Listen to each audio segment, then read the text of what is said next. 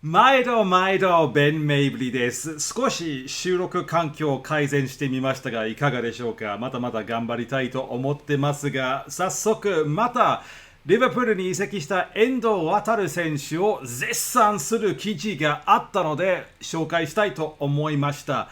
遠藤はリバプールで成功できる。それから、カイセドよりもいい獲得にもなれるという記事が The Guardian に掲載されました。それを紹介したいと思って早速ですが、ちょっと待って。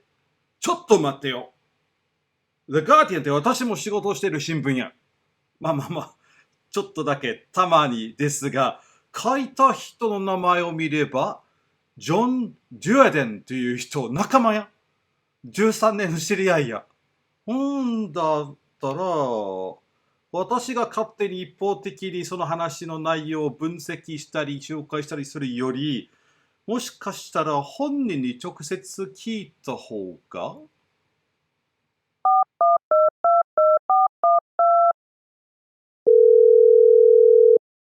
John, it's fantastic to see you, and you're back in the UK at the moment. It looks like it's a lovely day where you Yes, and actually, I was expecting you to speak Japanese then for some reason. are. God, yes, it's a beautiful sunny morning, but yeah, not quite as hot and humid as Osaka, but might have to put a bit of sun cream on later on. You're not far from Taunton, where I'm from. So, I must recommend you go up the road, go up the motorway just a little bit for some Taunton Town football while you're there. Well, yes, I drove through Taunton just about 2 or 3 days ago on my way back from the north of England. But yes, I'm sure if I mention your name, I'll get free entry or more besides. I'm sure people will treat you nicely, nonetheless. はい、少しふざけたオープニングにはなれましたが、この記事を書いた人はジョン・デュアデンというアジアサッカーを長くも25年ぐらいずっと取材しているイギリス人で、私の仲間、私の大先輩でもあります。その記事の中でですね、遠藤選手のリバプール移籍が決まったばかりのタイミングで、最初の英国内、特に一部のメディア反応がネガティブじゃないけど、ちょっとおとなしいというか、ちょっと盛り下がっている、あまり興奮しないという雰囲気を見て、ジョンさんがちょっと気になっていたので、これおかしいぞ、おかしいぞ。確かに、改正を取りたかったと思うのかもしれないんだけど、ファンの皆さん、メディアの皆さん、そんな話の方が盛り上がるとは思うが、いや、めっちゃいい選手をめっちゃ安く取ったっていうことです。これすごい買い物、すごい獲得だよっていうふうに、ジョンさんはめちゃくちゃ思ってくれて、この記事を書いたんですね。で、その中で、日本のサッカーがまだちょっと古いステレオタイプが一部の英国内メディアに残ってて、同じ選手、同じ経験を持つ、同じ年齢で、同じ能力、同じプレー、才能を持つ選手が、もしアルゼンチン人、イタリア人だったら、同じ移籍金でもっと盛り上がったのになっていうふうにすごく気になって、それについてジョンさんに直接聞きました。You wrote the piece in The Guardian just last week, which went under the headline, Endo can be a success at Liverpool and a better buy than Caicedo. Now, obviously, the writers don't write the headlines as well. But I mean, from the very first paragraph of your article, you're talking about other British media talking about it being a panic buy, Sky Sports saying you've got a feel for the Liverpool fans, and a Telegraph article about ridicule and despair and things like that. That sort of reception, how does that make you feel? And was that what inspired the article in the first place? Yeah, and actually, it was listening to the Guardian podcast, I think, and they described the signing as okay. And I thought that was, slightly quite indicative of generally. I mean, the response wasn't completely negative, but it was very kind of underwhelming and it's like a bit, this isn't fantastic. And coming from the player of his achievements, and of course the captain, the Japanese national team, and it came from, well, Japan's a really good team, a really good national team, and I think people perhaps don't give the Japanese team the respect it deserves. Better in the World Cup, I think. Last time should have been Croatia, and who knows how far they could have gone. Beat Germany and Spain, producing all these fantastic footballers. And I think, as I mentioned in the first paragraph, if he'd have come from, what the English media was seen as a more recognised football country, whether that's South America or elsewhere in Europe, the reception would have been a bit different, I think.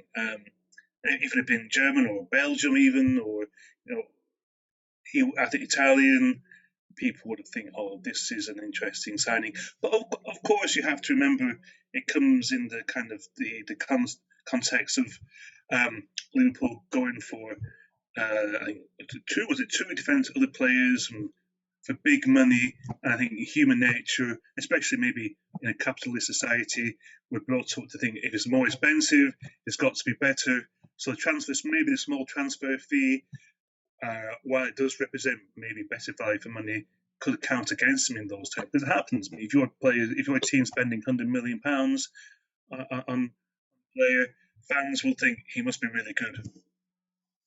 Yeah, that's true. I mean, I understand it's a natural reaction for fans to get excited about the big names and the big money, and certainly perhaps have some lazy stereotypes perhaps about the nation that the player is coming from. But it's always a bit disappointing that even today in 2023 that those stereotypes and those sort of impressions are carried through the mainstream media as well, isn't it?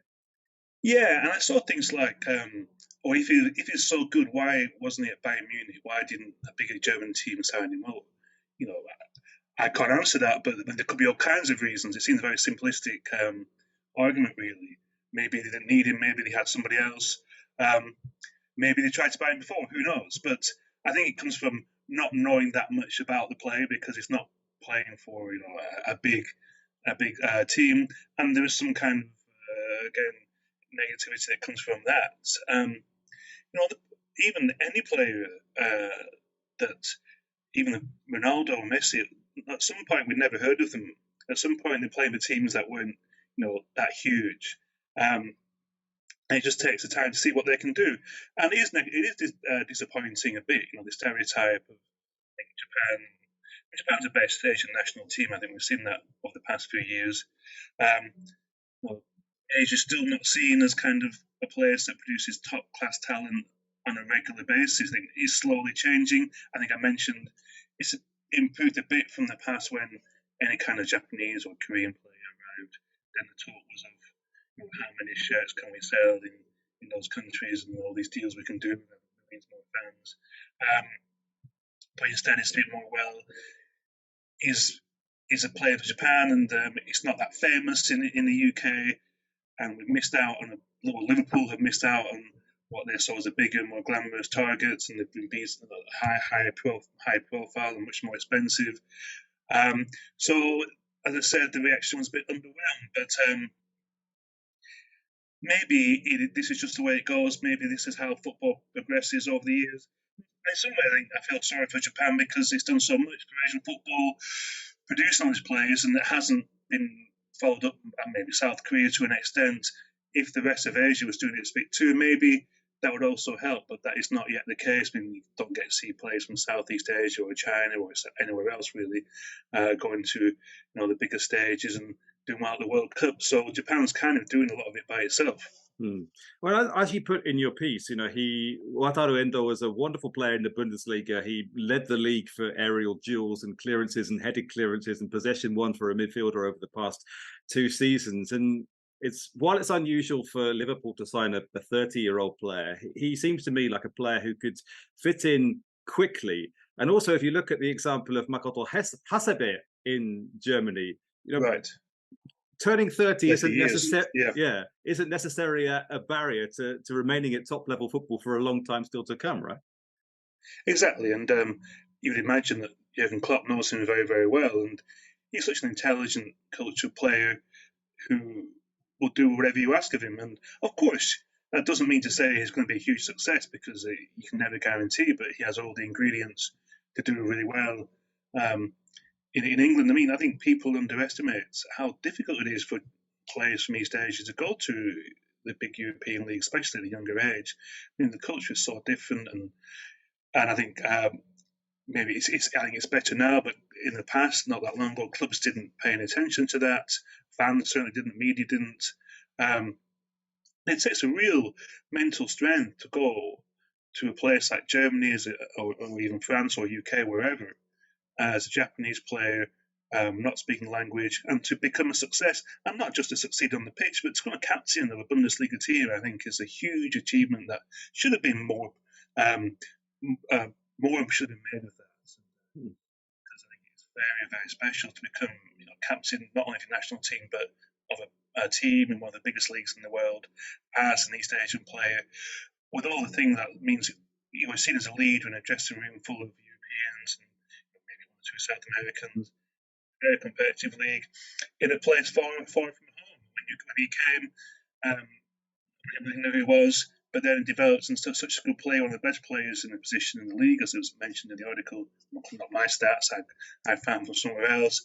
And there's no reason why he can't go to one of the best teams in the world and make a real impact. And I think people always say Liverpool fans know their football. I think hopefully they'll give him a chance. I think they will, because they may just realise this.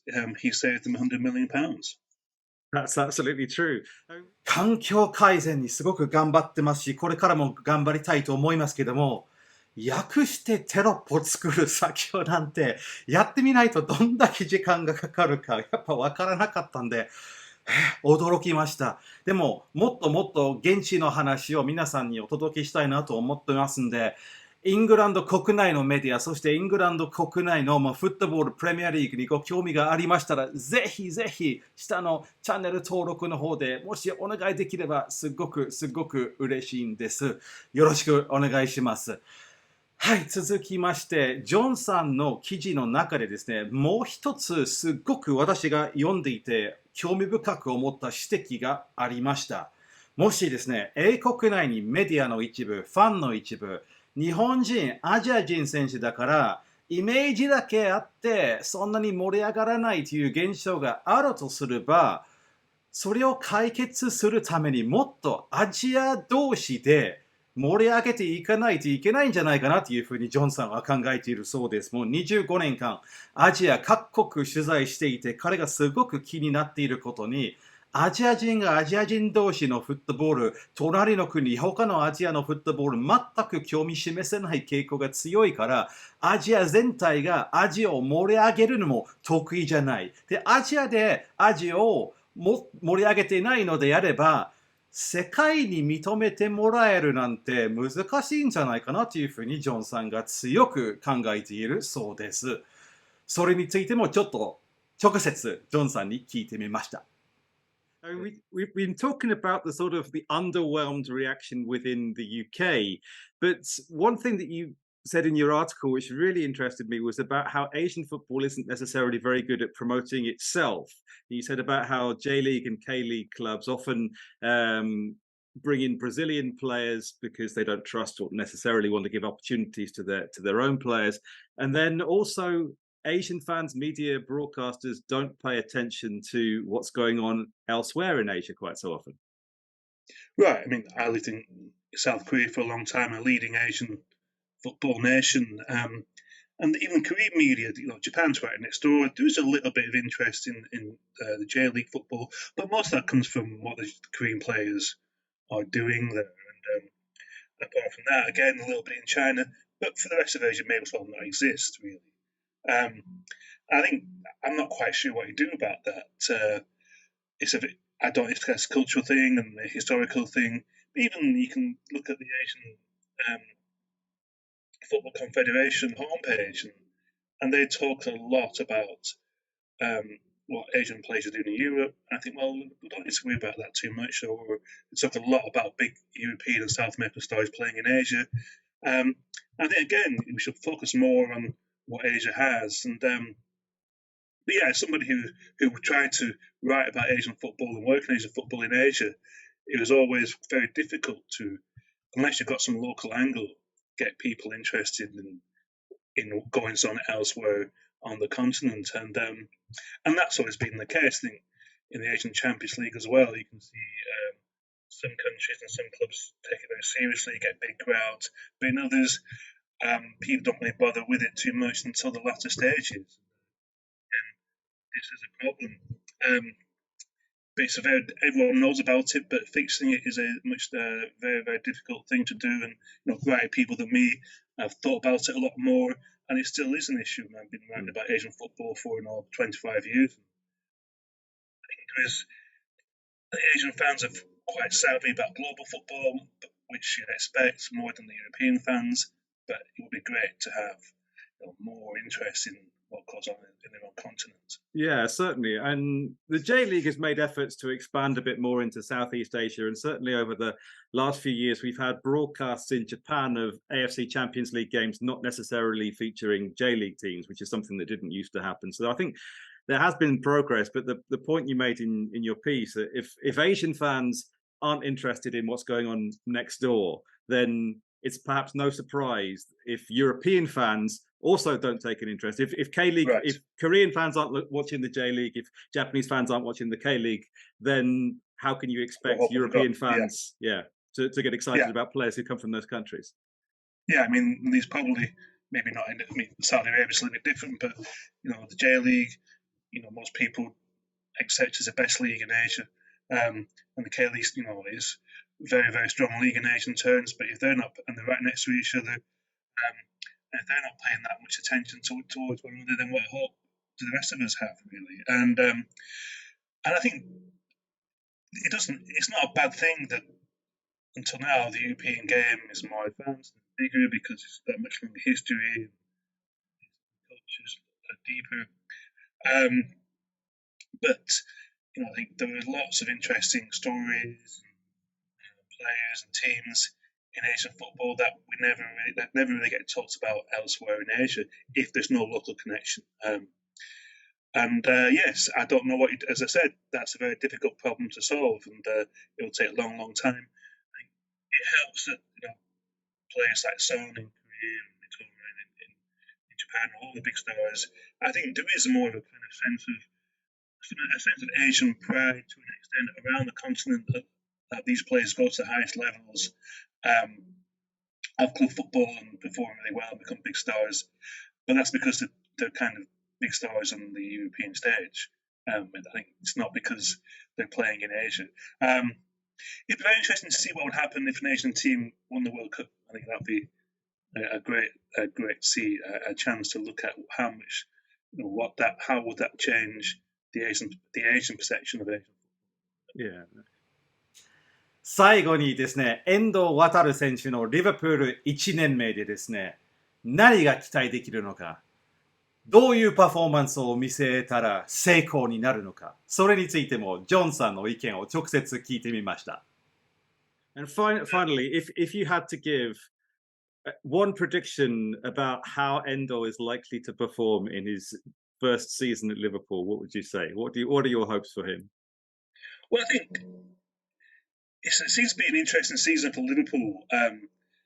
They look like, I don't watch the Premier League as closely as some people. It seems like it's difficult to predict how they're going to play. I think the ideal situation is he gets playing time. I think it's the most important thing. I think he will, and over time he'll win the trust of the fans and help give Liverpool a solid platform for the fantastic attacking players to make a difference. I think they need him. The teams are quite open without that kind of player. And I think he will become, in some ways, what could happen is this kind of slight negative reaction to him being signed. I'm not sure what Liverpool fans think about him, but in general in the media could kind of help produce a bit of a counter reaction that actually is quite good. And if you know your football, you can recognise he's quite good. And I think just to establish himself as a trusted member of the team in his first season in Premier League would be a big success. And Liverpool, who knows how they will do, but get back in the top four, and he's a part of that team. And as I said, if he performs well, he's done a huge service to the team just because they haven't spent 115 million or whatever it was, somebody else. But I think that would be a big success, really. I think just getting the team regular playing time and Liverpool to have a decent season. Fantastic. Well, let's hope he does really well for Liverpool. John, thank you so much for talking to me today. My pleasure.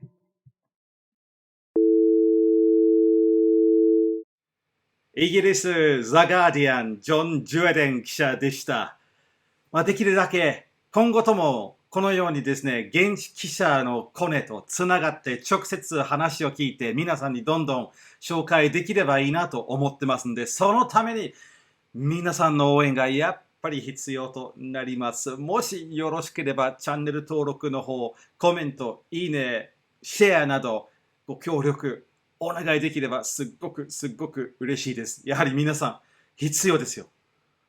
こんな動画を作る上で需要があるのか、まだまだ少し不安がありますんで、ぜひとも皆さんと一緒にどんどん深く掘り下げて、イングランドのフットボールをどんどん皆さんと一緒に楽しんでいきたいと思っております。よろしくお願いします。それで、さようなら。